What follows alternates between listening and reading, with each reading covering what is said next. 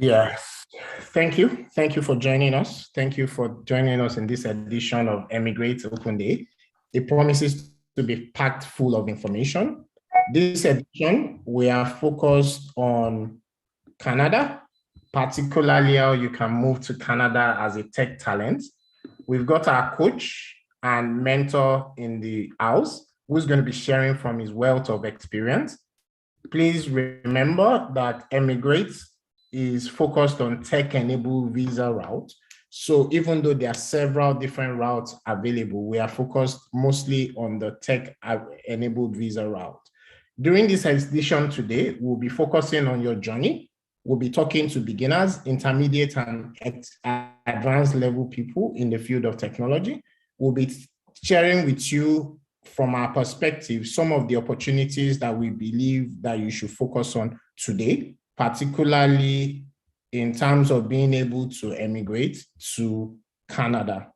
We'll be speaking to you from our experience. We'll be sharing some of the information available, some of the tech routes that are available as of today that you can take advantage of, or at the very least that you can plan for. We'll be talking to you about even some pathways and how Emigrate can help this journey. Sometime during the session, we will be sharing with you some of the routes that we believe that you should quickly Google and start looking at the requirements and start looking at whether or not you could qualify, whether now or later in the future. You will hear real life experiences. Our coach will be sharing his own real life experience. We'll also be sharing with you some of the things that you can take advantage of. Just so I make sure I'm not speaking to myself, I know you can't unmute yourself yet.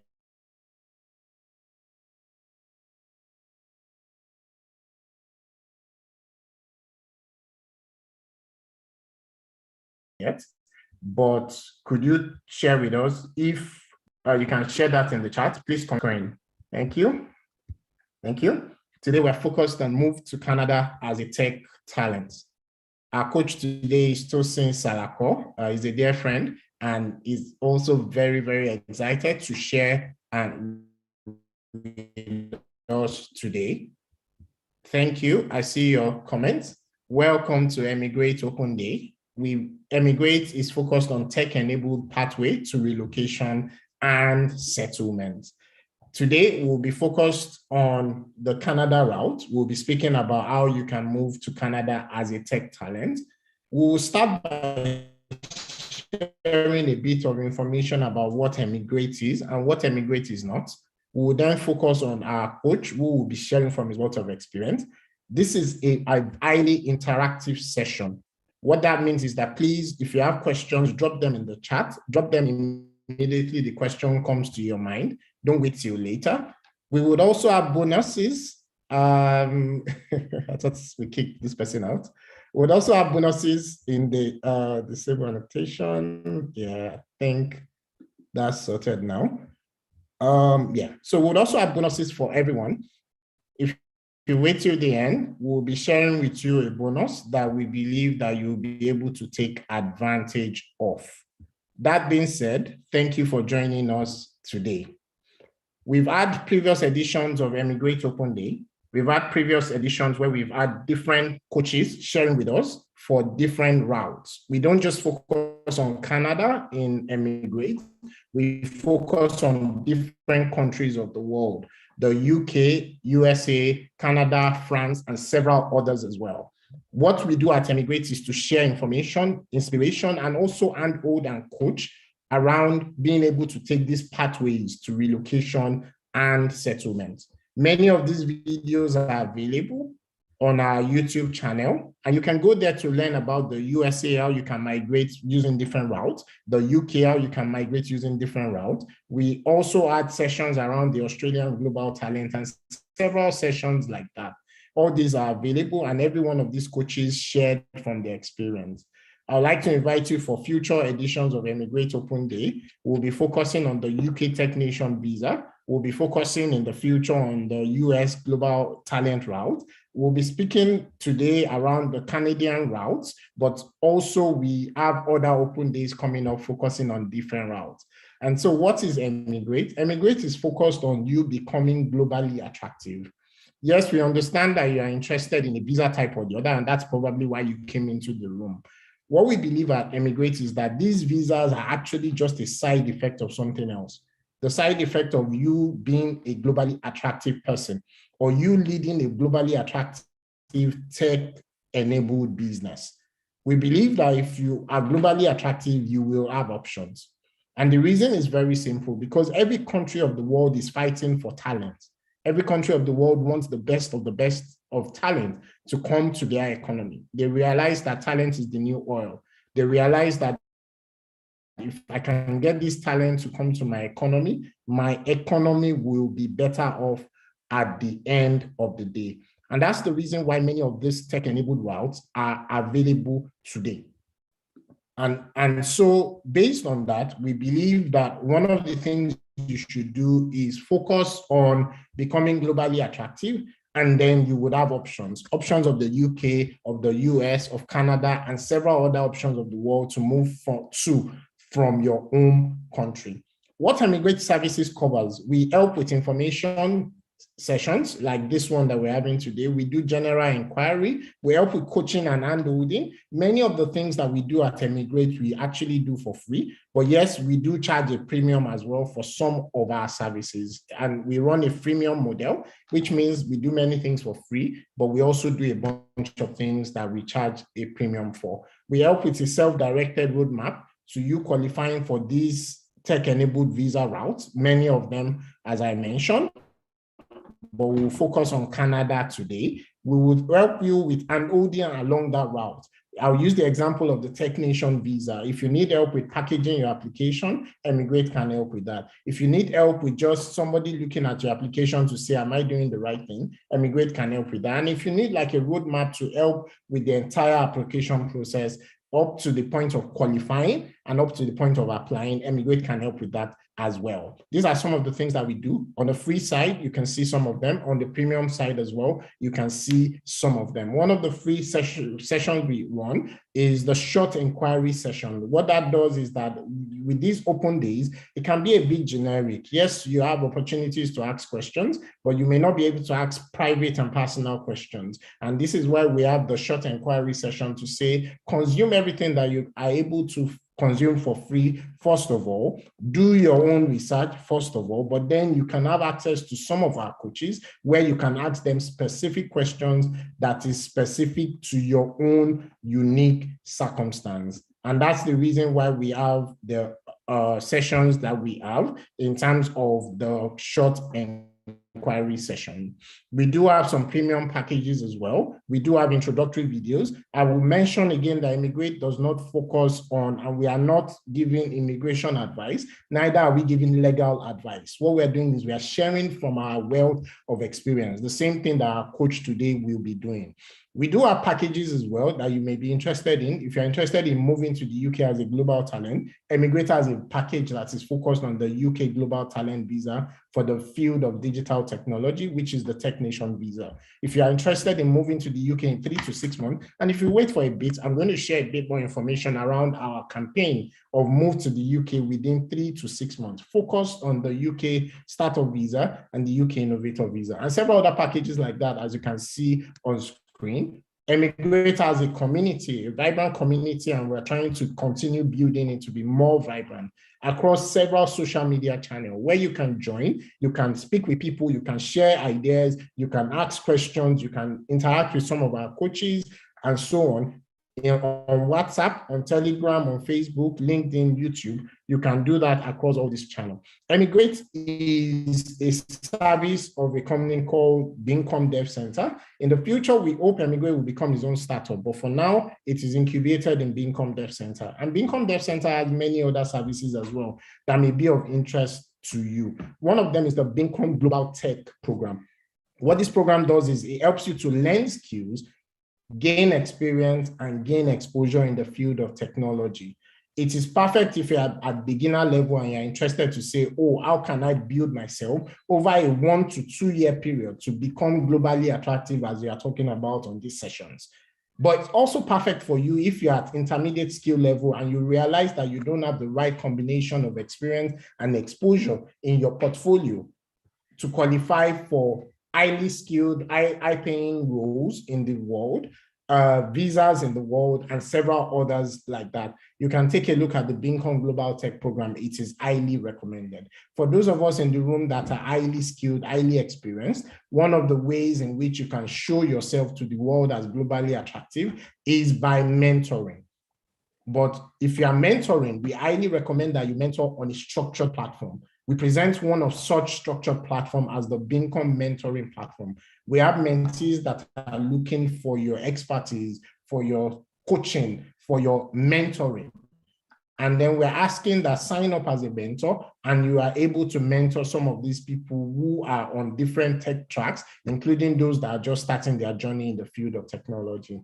If you're interested in building a startup and you don't know how, if you're interested in looking at having a product-led digital technology in your portfolio, then you may want to look at Labs by Bincom. Labs by Bincom is a 3 to 6 month program. We bring together 3 to 10 people who are all interested in creating a startup from scratch for you to build together.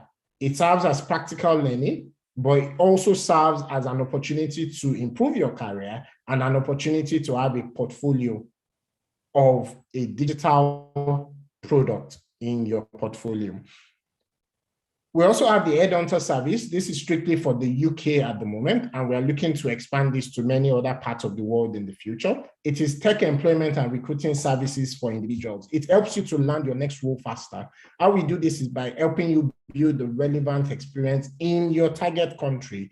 You can also, we help with connection with tech recruiters, we help with coaching, we help with CV review, and everything else that you need from point where you are today to the point where you get the role that you're looking for, including roles that can offer you certificate or sponsorship in the UK. This is what the Headhunter service is able to do, used by a division of Bincom, which is Bincom Global. For some of us in the room, you may want to take a screenshot of this slide because this slide just talks to you about the different tech-enabled routes that you may be interested in exploring. We are focused on Canada today, and our coach for today is already in the room, and I'll be handing over to our coach in a couple of minutes. He's already in the room. But the point is that there are several tech-enabled visa routes that are available from across the world, and it is up to you to be able to look at some of these routes. Look at the requirements. Do I already qualify?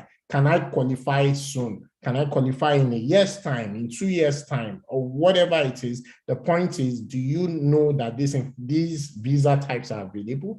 And then second point is that are you on a journey towards showing yourself as attractive for that visa type? And for some people, you already qualify. Your challenge may just be packaging. May just be the fact that your profile is not just looking like what it should look like. And these are some of the ways in which Emigrate would help in terms of information and handholding if you need it, and coaching if you need it as well. The lowest common denominator across all these visa types is be globally attractive. And that's what we help you do in Emigrate. We believe that if you are globally attractive, you would have options. You can choose to stay in your own country. You can choose to work remotely from your own country in foreign companies. You can choose to relocate into temporarily or permanently. You can choose to relocate with your family and so on. You would have options because you are globally attractive. Emigrate, however, focuses right now, we focus on pathways to settlement. We focus on the ones where you can move with your families. We focus on the ones where beginners can plan. We focus today on only tech-enabled visa opportunities. There are discussions going on to say Emigrate should expand from just being tech-enabled opportunities, but then that's not for now. And we focus on several things that even though you don't yet qualify, what you should be doing is you should be planning. You should be learning everything that there is to do about this opportunity. If you wait till the end of this session, I'll be talking to you about our move to the UK in 3 to 6 months, which is a campaign that you may be interested in. But at this point, I'd like to invite onto the stage our coach for today's edition. His name is Tosin Salako. He's a mechanical and automation engineer and also a project manager, and he's going to be taking us through a journey around some things that you should know around moving to Canada as a tech talent. He'll be sharing a bit of his own experience. He'll be sharing a bit of his own story, but more important, he'll be sharing information that you should know information that will lead you to do the right research for you to start looking at this information. This is not immigration advice. This is not legal advice. This is us sharing from the wealth of our experience. So thank you so much, Tosin, for joining us, and over to you. Remember, if you have questions, please drop them in the chat. We will take questions from the chat and questions from the community before we open the floor to others as well. Please go ahead, Tosin. All right, thanks for having me, and good evening, everyone. It's good afternoon from here in Calgary, Alberta, and I'm grateful for the opportunity to just share my experience and answer your questions this evening. I'll start with a really quick introduction to my background. So my background is in mechanical engineering. I did a first and second degree in mechanical. I started working as a mechanical engineer. I did a bit of design, project engineering, that kind of stuff for about 6-7 years. And after that, I moved to Canada about, say, 6 years ago. And on getting to Canada, I tried to do a career pivot, so to speak, into automation. So, I mean, with mechanical engineering, core mechanical, there's just so much you can reinvent the wheel to. But automation, or tech, as it's called under the larger umbrella, has also been one of my passions. So automation, robotics, that kind of thing just happened to be that intersection between engineering that I love and tech as well. And that's why I pivoted into automation. So I've been doing automation for about the last 6 years. For my journey to Canada, I applied under express entry. I believe ours was like the first cohort or set to go with the express entry program. So it was just a direct permanent residence application under the federal skilled worker category. I mean, it's evolved over the last few years. It's been broken down. Most of you would be aware Canada has about 10 provinces and 3 territories that make up the whole of Canada. And each of those provinces has been given, some sort of autonomy as to how they nominate and choose who they want or who they need, depending on, labor market assessment data and things like that. This data is constantly being reviewed to see where the gaps are, and then they tweak their nomination requirements to those. So that's really what my journey has been like. Career journey. And in terms of advice as to moving to Canada as a tech talent, Badi has covered most of, what cuts across. But to the beginners, I would say when you talk about tech, there's this bias towards the software side of things, programming, development, but there's also lots of opportunity, especially in Canada, for the hardware side of things as well. I work in automation, and we always need techs and contractors to go out in the field to do connections and implement stuff. So if you think you're better with hands-on, like literally hands-on work in tech, there's lots of room there as well. So we're constantly looking for technicians for, I can't remember the term it's called here now, but I think it's red seal or blue seal, I'm not sure. But that category exists as well, and we're constantly looking for people there. So please, if hardware is your thing, wiring, connection, installations, there's lots of room there. For the intermediate and advanced, most of you here are familiar with the skills you need to develop, or you're experts in it already. I'll just say on top of that, depending on where you're looking to migrate to, cultural intelligence is very important. So working on the global stage, you're going to be working with multicultural teams. So right from putting together your resume, going through your interview, getting hired, cultural intelligence is very important. Knowing, what to say, how to behave, how to interact, how to communicate, especially in the culture to which you're looking to move to, is very, very important.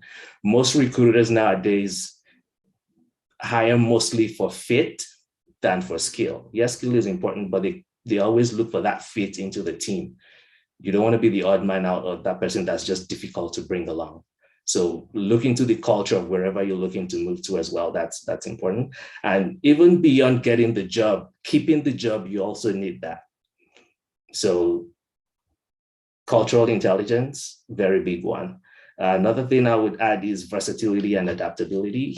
I mean, we live in a very constantly changing world, and the tech space or the tech industry as well is fast evolving. So you need to be very adaptable and don't just plant your feet in the ground and say, this is what I've always known, or this is how it's done. It's the applications and even the underlying software and platform are constantly being evolved and changed. So be adaptable that way, and there'll be lots of room for you. Yep, I think I'll just put a peg on there and start taking questions now. Thank you so much for that. Really appreciate that short brief. But I think one of the questions in the room for some of the people in the audience is, I want to move to Canada like yesterday. What do I need to do? I want to move to Canada like yesterday. What do I need to do? Did I get the question right? Yeah, that's correct. I mean, if your timeline is short that way, then you're probably looking at more of a work visa than a long-term immigration plan. So I'd say get hired, look for opportunities, get hired, and then your employer can sponsor your work visa and you'd be here in the shortest possible time. Get hired sounds very easy, right? For our audience in Kenya, Nigeria, Ghana, Africa mostly, are there some tips around the getting hired that you've just mentioned?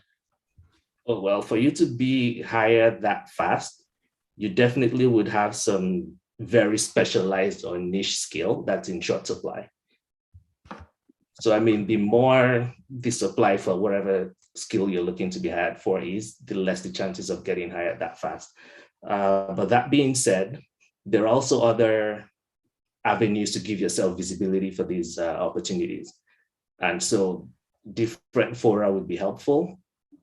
I'd say professional or networking fora where that topic or that profession, whatever it is being discussed. Freelancing websites are also good for that. And most importantly, I would say referrals. Referrals are big, I mean, on this side of the globe. If you do have friends or colleagues, past co-workers, old schoolmates, who can put in a word for you to say this person is confident and is a fit, then you get your foot through the door a lot faster. Experience, is experience something really, really desperately required, or is it just a case of I need to have skills? I know we're speaking generally now, but from your perspective. Both are very important, but from my experience, when both come head to head, experience always trumps education or paperwork skills. If you can demonstrate that you've actually done this before, or you're able to solve this problem, it solves bringing a piece of paper that says, I know about this.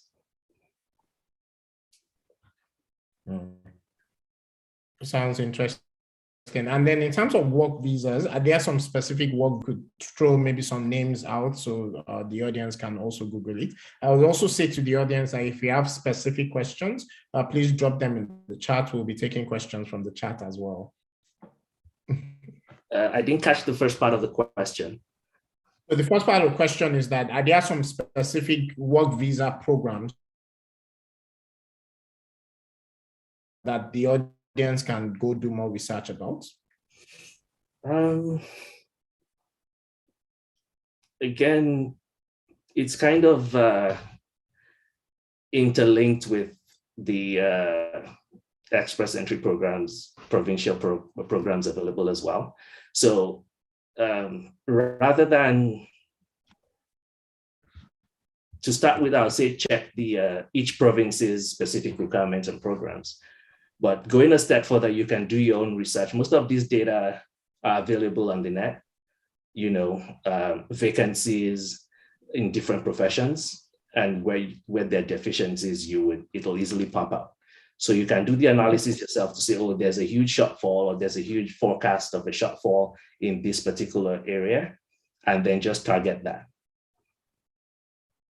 Again, you can do your research to find out who's the top employer in this area, especially for diversity and immigrants.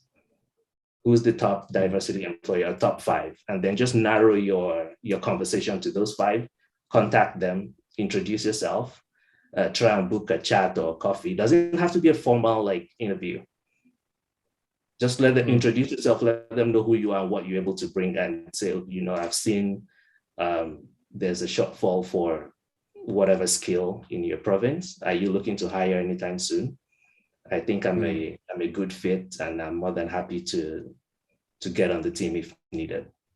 So start those conversations. Don't wait for formal opportunities or formal job openings to do so. Within your network, LinkedIn, wherever, you can reach out to these people, 5-10 minutes, ask for a quick phone call, a quick coffee chat, whatever that is, and just start that conversation. And let it be more about you doing your research to recognize what the gaps and what the needs are, and how you think you can fill those gaps. Don't just call them up and say, hey, it sounds like hard work, to say, because it is hard work. If you want to stand out and get noticed that way, it is hard work. And if you want to follow the crowd of, tons and tons of competitors, then it gets easier. If you want to be in the spotlight, it's a lot of hard work. And I mean, that's right. For me. Let's speak about the express entry. I mean, a lot of us hear about express entry, but some of us don't know much about what is express entry. Could you just give maybe like a high-level overview of what it is, exactly what is the process, how do I apply, what exactly is express entry? So express entry is the I would say immigration application process Canada currently operates. It's a points-based system. So I mean, based on your skills, your qualifications, your education, your age and whatnot, you get points. And they go in the pool of potential candidates and release a cutoff every now and then. If you have points above this cutoff, if you have points above that cutoff, you get invited to apply. And then you apply, it takes however long to process the application, and then you're granted an immigrant visa, permanent residence. So all visas to immigrate to Canada go through express entry. But all these sub-programs, provincial nomination programs and all that, can only help boost your points or bring you to the top of the list to qualify and get your application as priority for express entry. But you still have to go through express entry if you're looking to migrate to Canada. Someone is asking about IELTS, that when trying to apply for a work visa to Canada, how necessary is IELTS? I will just say to the audience, if you have questions, please drop it in the chat. We'll be taking questions from the chat and questions from the various immigrant communities as well. How necessary is IELTS when trying to apply for a work visa to Canada? I'm not sure of IELTS being a requirement for a work visa. I know it is, at least last time I checked, for migration, for permanent residence, but for a work visa, to the best of my knowledge, it's not a requirement.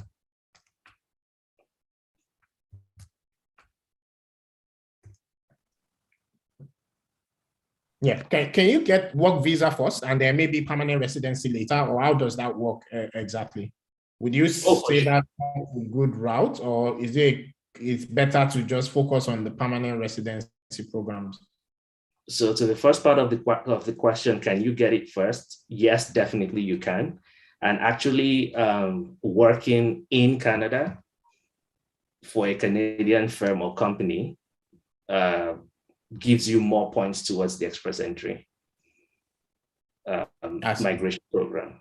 Yeah, so definitely it's a plus. It's good if that opportunity is available to you. Okay. But to compare which is better or if it's a good route, I'd say it depends on your circumstance.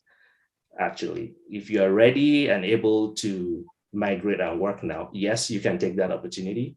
and then have your permanent residence application go in parallel. And if you think you still need to stay back to get more experience, more education, and things like that, while preparing for a full-on permanent residence application, that could also be the best route for you. It depends on your circumstance. Okay. All right. So I guess maybe we should focus on the express entry, the permanent residency program for a few moments. You did mention about the provincial nomination programs. Could you tell us a bit more about that? Specifically around maybe specific provinces, what are they looking for that will boost that point system that you mentioned? So I would say there's 10 provinces, 3 territories, and each one has lots of autonomy as to how they run their nomination programs, depending on their needs. That decision is usually driven by data from labor market assessments, most times, because a lot of migration are economically motivated, if I can say. So apart from the fact that, 10 provinces means you'll get 10 different sets of requirements or needs, it's also like constantly being reviewed. It's iterative. They keep looking at the data, making forecasts, and then tweaking what the requirements are. So 2 things I would say: get on top of it, keep checking what the current requirements are. And after doing that, I'd say if you're able to identify any opportunity, take advantage of it right away, because there's no guarantee it'll be there in another 3 or 6 months. As long as the labor market changes, the requirements will change as well. Interesting. And then what's the wait time like? What's the wait time in terms of applying for permanent residency? Do you have any idea on that? I know you did yours a while back, so you can tell us from 6-7 years ago, and then what's the wait time looking like around this time, if you have any information around that too. 6-7 months ago, I would say it took, 6-7 years ago, when I did, actually going to 8 years now.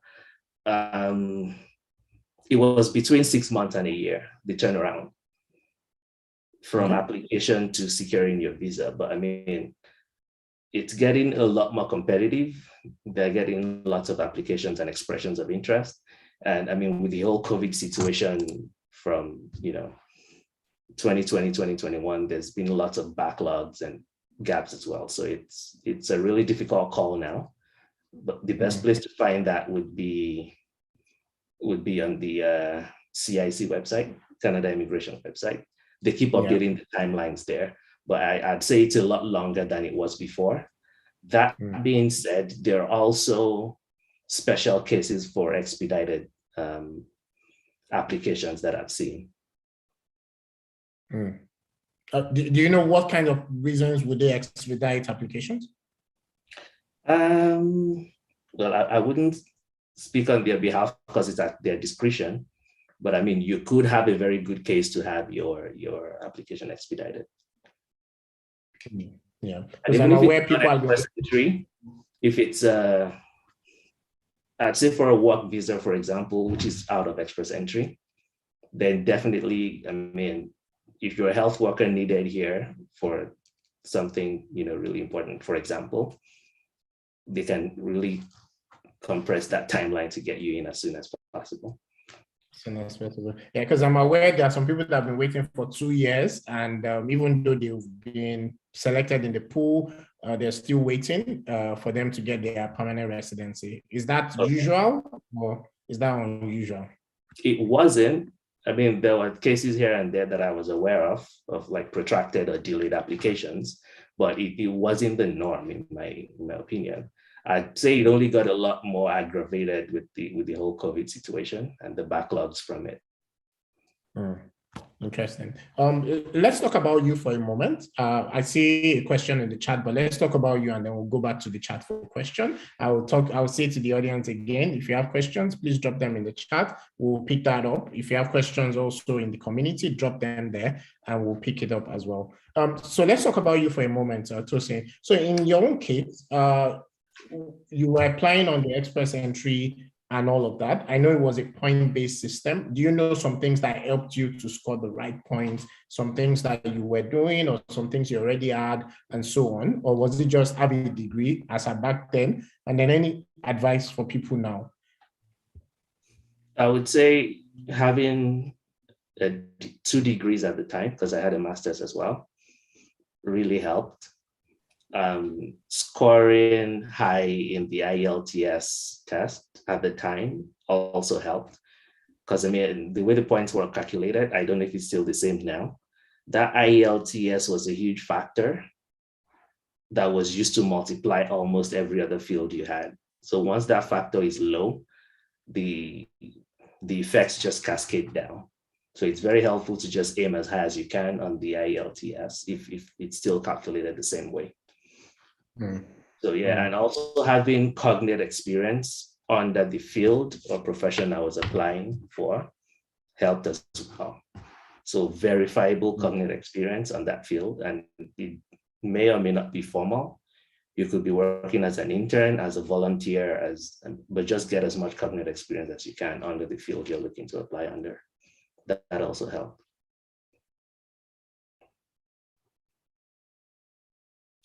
So, I mean, those are the big rocks. Those are the factors I would say are mostly in your control. The other factors that help my points, I would say, are generally not things you can control. Oh, okay. Okay. So, sounds good. And I would just say to the audience that with the Express entry at this point,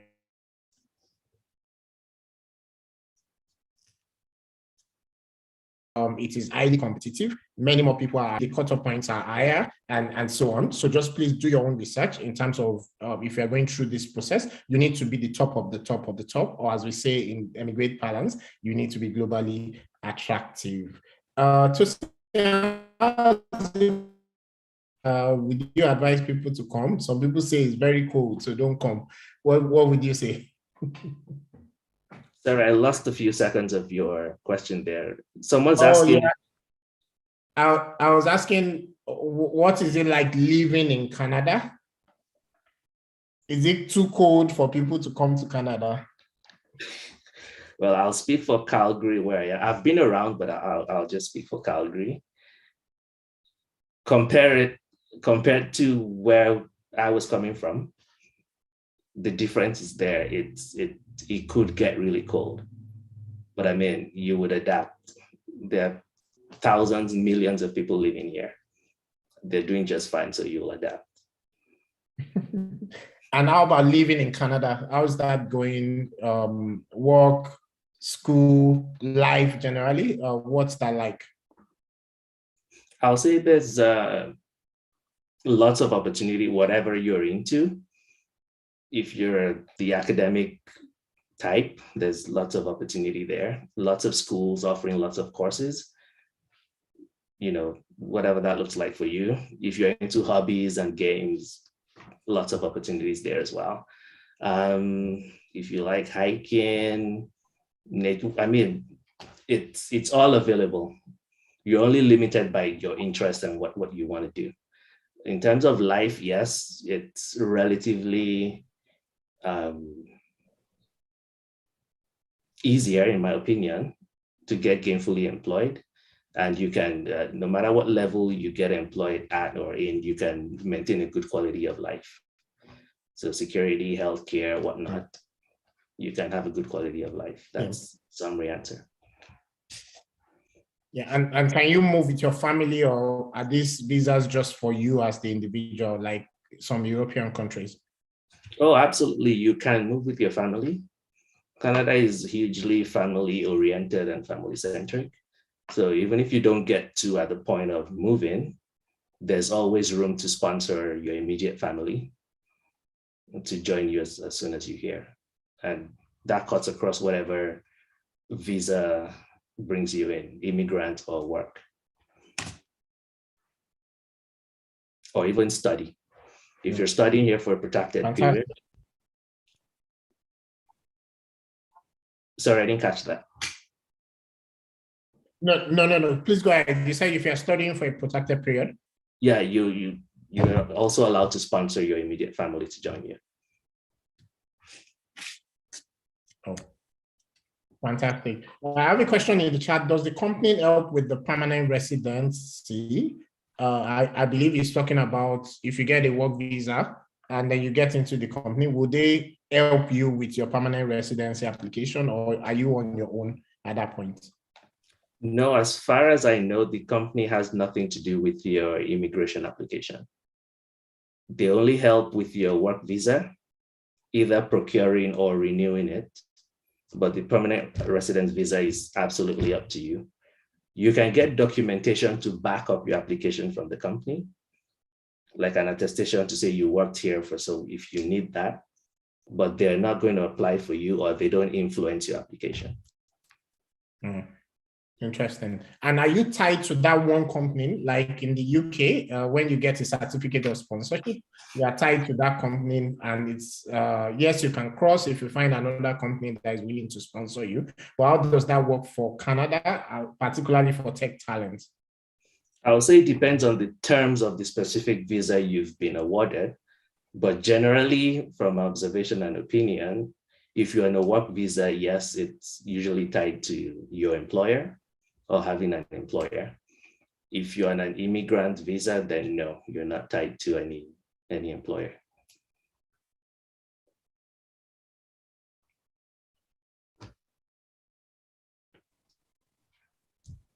Do you have some tips? Someone is asking on the chat, how do you prepare your resume for job applications? Do you have some tips around resume, job application? Because I mean, one of the visas we've spoken about so far is work visa, which depends on you getting a job in Canada who is willing to sponsor your work visa. So do you have any thoughts around resume? Is it the same type of resume used in Nigeria, or is it a different type of resume that is needed? Is it the same type of, do we even call it resume or CV in Ghana? What would you say? So for a resume, it's definitely different from what we're used to in Nigeria. I don't know if that has changed, but at the time, the perception was the bulkier, the better. But here, it's the more concise, the better. As a general guideline, I personally would advise that if you're entry level, keep it to 1 page. If you're intermediate or advanced, maybe 2 pages max. Strip it of any extraneous material. No one's interested in your religion or marital status, or it's most likely a no-no in most places. They don't want to know about it. So keep it to a brief summary or introduction, professional summary. Go straight to your achievements or experience that's relevant to exactly what you're applying for. Again, no extraneous material, nothing that's irrelevant to where you're sending that resume to. Just keep it short, keep it simple, and highlight exactly what you've done or what you've achieved in very measurable or relatable terms. No fluff, no stories, go straight to the point.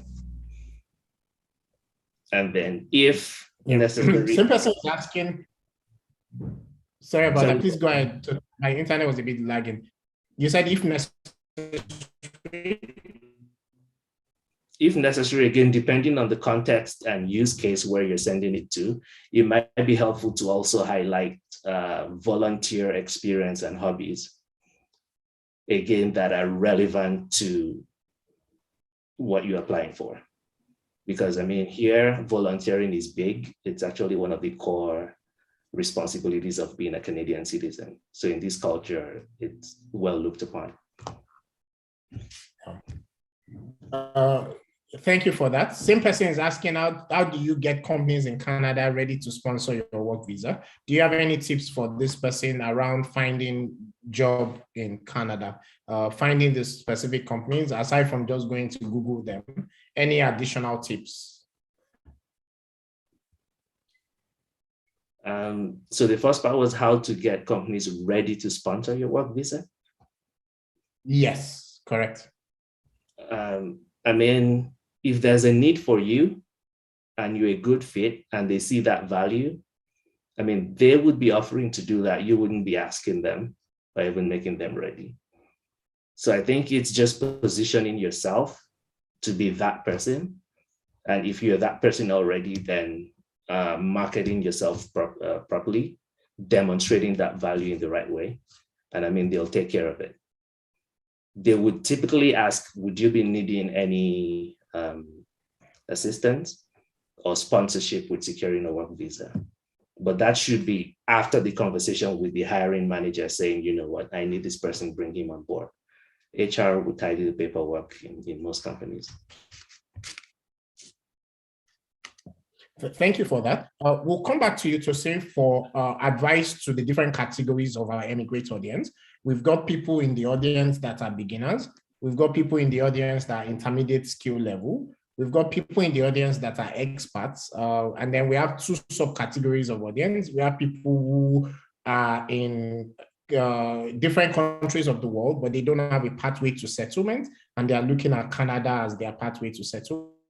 And of course, we do have people who are ready to advise. So those are 5 different categories, and we would like you to just share some things, some tips for each one of those categories. But just before you do that, I'll just share some more information. I did promise the audience that I will talk a little bit around our move to the UK in 3 to 6 months campaign. I did also promise that we'll share some information around some of the Canadian routes that you can Google and start taking a look at as a result of these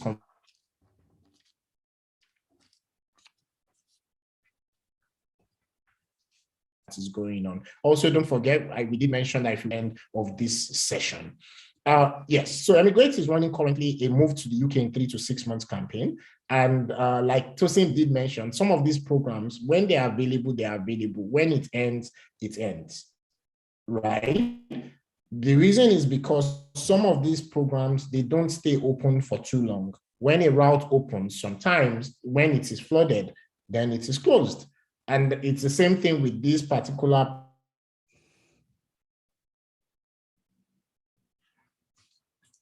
that we're mentioning. It is available today on the UK student routes, which some of us are familiar with. But if you've ever considered the UK student route as a route to relocation and settlement for yourself and your family, you should probably take a look at these routes as well and then compare. Tech. However, if you are not even in tech at all, this route is viable for you. The reason is because tech is one of those fields where you can simply and easily over a 1, 2, 3 months be able to build skills that you need. In addition, this route is fantastic for you if you already are building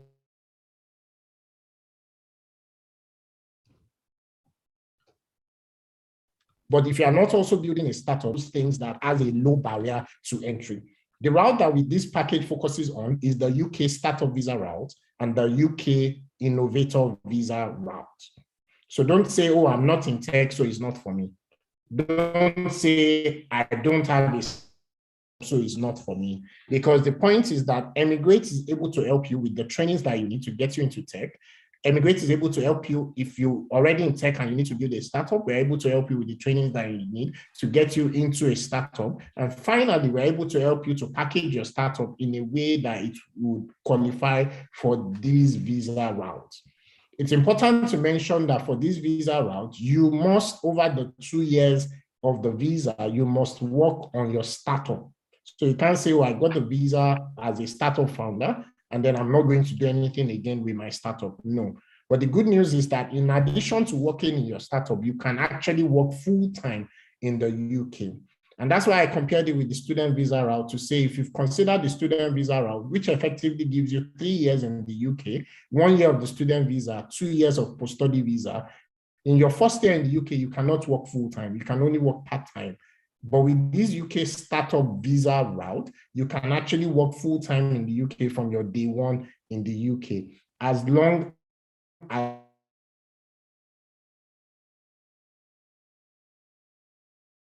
also building your startup at the same time. If you're interested, and we'll be able to give you more information around this package, which is the move to the UK in 3 to 6 months.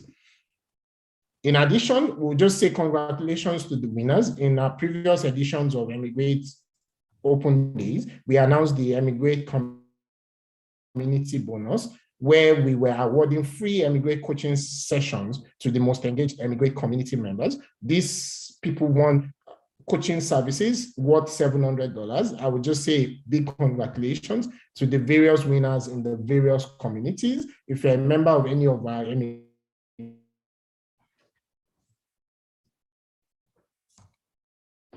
you probably already know the winners, but we'll just say forum as well. We would have many other community bonuses coming up, and so please watch out for some of those. And if you have not yet joined the Emigrate community, we advise that you do join, participate, engage, ask questions, because we are there to help. And our coaches, some of them are actually on those communities as well, willing to help. Today, we're talking about moving to Canada as a tech talent. And Tosin has spoken about some routes to Canada, but we'll just introduce a few other routes that you may be interested in. One of them is the Canada Startup Visa Program.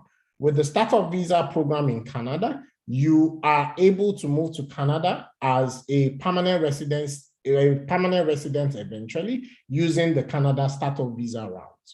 Now, this route requires you to have a startup that is running, and it also requires your startup to get endorsed from one of the designated organizations that the Canadian government has said, oh, if you recognize this person's startup as being viable, this person's startup has been innovative,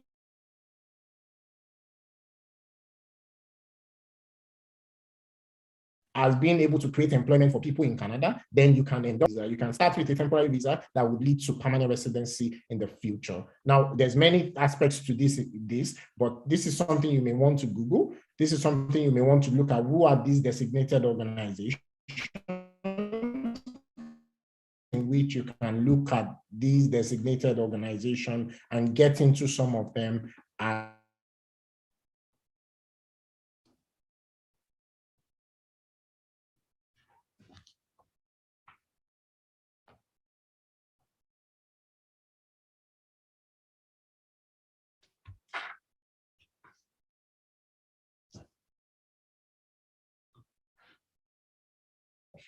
Canada is also looking at, it's not official yet, an high potential tech joining for. There's a lot of information in the public, and you may want to start looking at those and building my profile, mostly around the Express Entry program, because I mean, that's the program he used to move. And he mentioned, and something you should pay particular attention to, is the various nation programs. So aside from the federal program, the provinces are able to nominate people, and they have different requirements for them to nominate these different people. One of these provinces is the British Columbia, and for them, they are looking for some of the tech occupations, and those tech occupations, they make it easier for you to be able to move. And you can find a lot of this information on the internet around the different tech-enabled visa pathway that is available to Canada. I will just mention before I hand over back to Tosin to say that for us at Emigrate, what we do is that we help you to become globally attractive, and we help you become globally attractive for you to have options. The visa itself is a stepping stone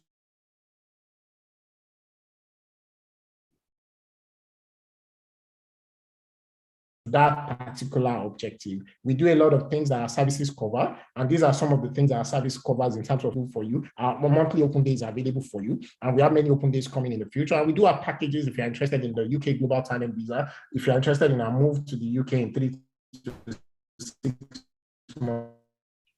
Along that line. These are the links to our Emigrate community. You can take a screenshot of that as well if you're interested. Some of our programs, the Bincom Global Tech Program, is there for you if you're a beginner looking to get into tech, 1 to 2 year journey, and then you become globally attractive if you follow through the program end to end. Also, we have intermediate level program for people who already have the skill, and what you're trying to do is build the right experience and exposure for you to qualify for the likes of these Canada visa route we've spoken about, the likes of the Tech Nation visa route, and also to be able to get remote jobs from outside the different countries of the world where you live. The mentoring program is available for expats. The Labs by Bincom program is available if you're interested in building tech-enabled startup. And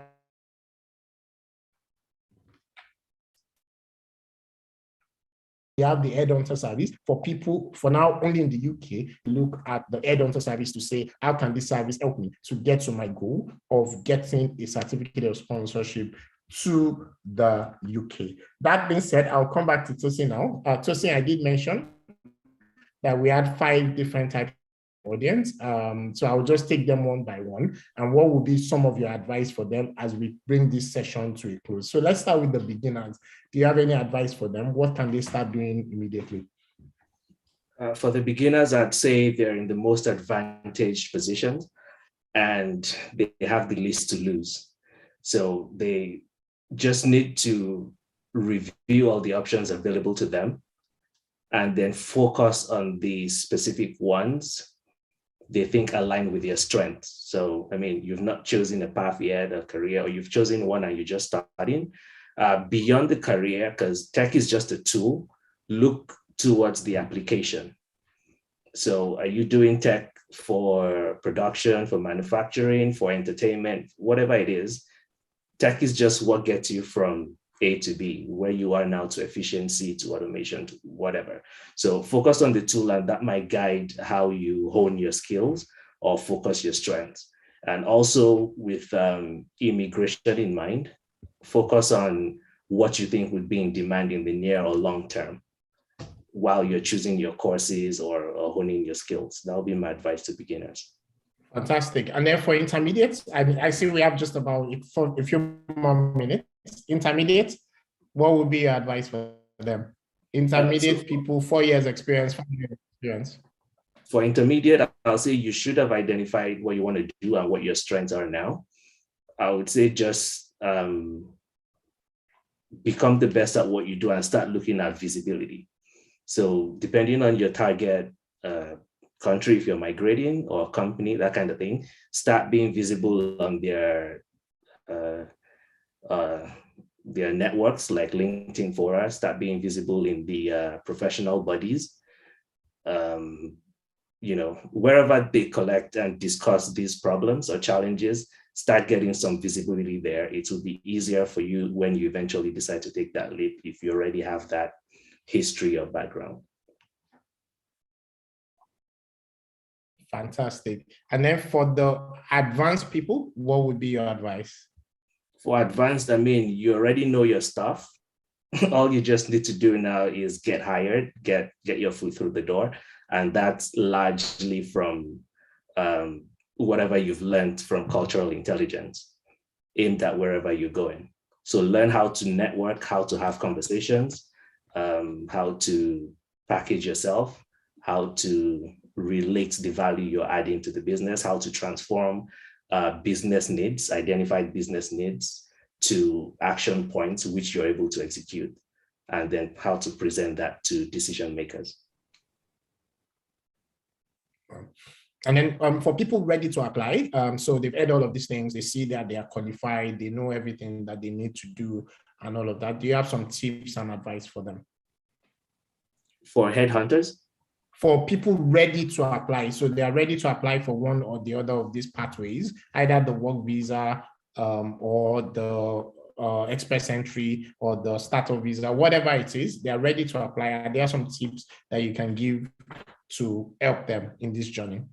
For people ready to apply, I'd say understand the requirements clearly. It's best to get it right the first time. And then make sure you provide exactly what's required. Get it right the first time. That's what I'd advise those ready to apply now.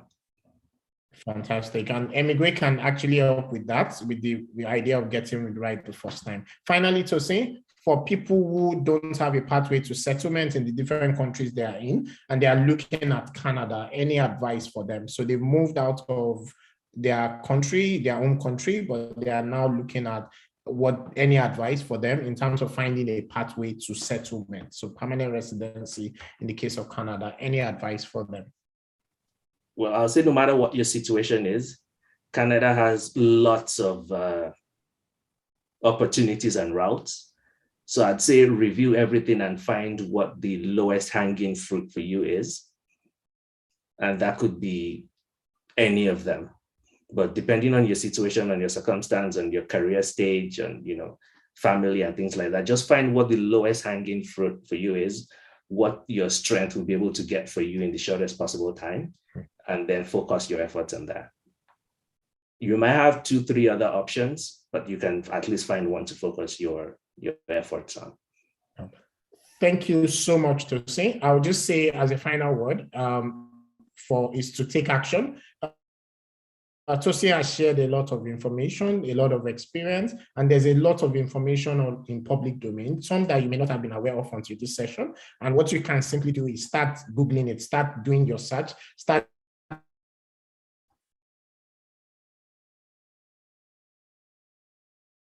search as well along those lines. We did mention that if you this, normally for immigrants, you only get access to just one short inquiry session, about 10 to 15 minutes short inquiry session per person.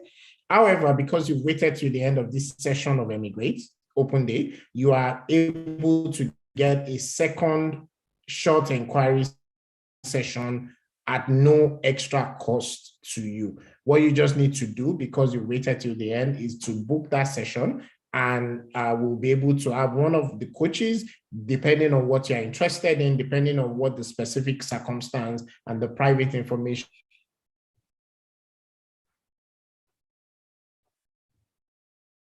share. We've got emigrate coaches focused on the UK, we focused on Canada, France, Europe, startup visa, people that are currently working in tech remotely from their own country in Nigeria, Ghana, Kenya, South Africa, and several others. We've got people working outside the country and so on. So it's up to you to be able to take advantage of that. The only thing we ask is that do your own research first. Do not come to that session asking questions like, what is provincial nomination program? Those are things that you should have done your research on. Come to that session asking questions that is unique to your own personal circumstance. Our coaches are willing to help. They really, really want to help. That's the truth. The only thing is that they don't have enough time to help everybody in the world. And that's the reason why Emigrate platform exists, so that it is structured and they are able to do the best that they can for as many people as possible. So do your own research before you book that session as much as possible. I see a question around a full stack developer, that do you need to learn AWS or Azure? Definitely, if that is what the role that you're targeting is asking for, then learn it. It shouldn't take you a month or 2 or 3, but even if it takes you longer than that, you already have seen the answer sheet and the question paper. It's up to you to then say, I'm going to work my profile towards these things that are required.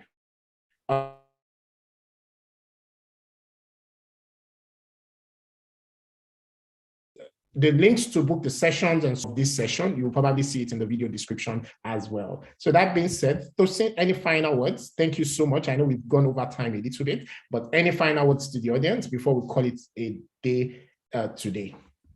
Well, I'll just say thanks for having me.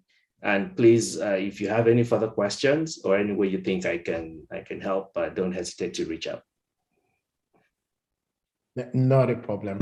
Thank you so much. And for us at Emigrate, we'll just say take action, and take action now. These opportunities exist today. They may not be there tomorrow. With that being said, we wish you a fantastic